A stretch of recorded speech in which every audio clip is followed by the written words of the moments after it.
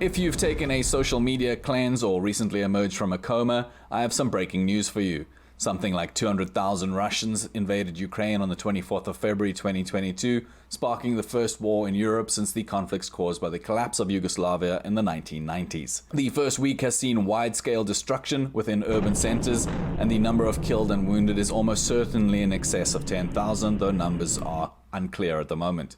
At least 1 million civilians have been displaced, with long lines of refugees reported crossing into Poland. In the first days of the conflict, Ukrainians halted the initial Russian thrust towards the capital Kiev, inflicting heavy casualties in some cases.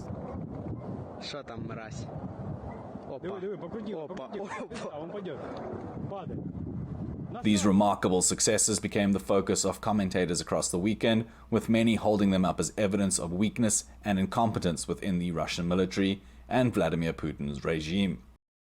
But reports from the east were less favorable for the Ukrainians, where their forces were outflanked and forced to abandon prepared positions.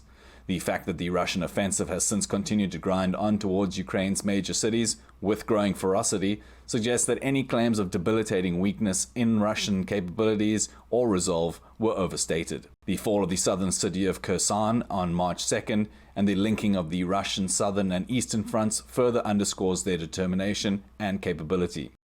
But Russian battlefield successes have already come at a heavy financial and political price. In response to the invasion, the EU and US, along with partners like Japan and Taiwan, have implemented sanctions far harsher than were initially expected. International corporations across multiple industries are also withdrawing investments and shutting down their operations in Russia. These and other events and actions caused a collapse in the Russian ruble's value, and there were reports of bank runs in the country. But the oil and gas industries, critical areas of the Russian economy, remain as yet untouched, due largely to the fact that for some bizarre reason, Europe and the USA became reliant on Russian oil.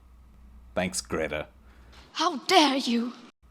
Key players like China, Pakistan, and India have also not joined in on sanctions, giving Russia limited access to financial markets and resources. Both these factors mean that Putin's regime still has a bit of breathing room, but still, it's hard to imagine how Russia could emerge from this conflict in a stronger position than the one it had going in.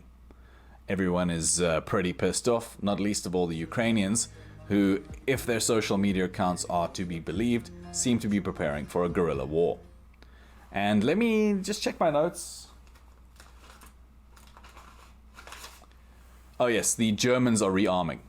Yes, that's right. In response to Russia's actions, the Germans have announced they will increase their military spending, taking their budget for weapons from 7th largest in the world to 3rd behind China. Now, this isn't your great-grandfather's German rearmament, at least we hope not, but still, it's a pretty historically significant event, particularly for Russia, which sacrificed millions of lives and untold resources during World War II to ensure that Germany never again was home to a powerful military. While recording this, I found out that Russian artillery briefly set the world's largest nuclear power station on fire.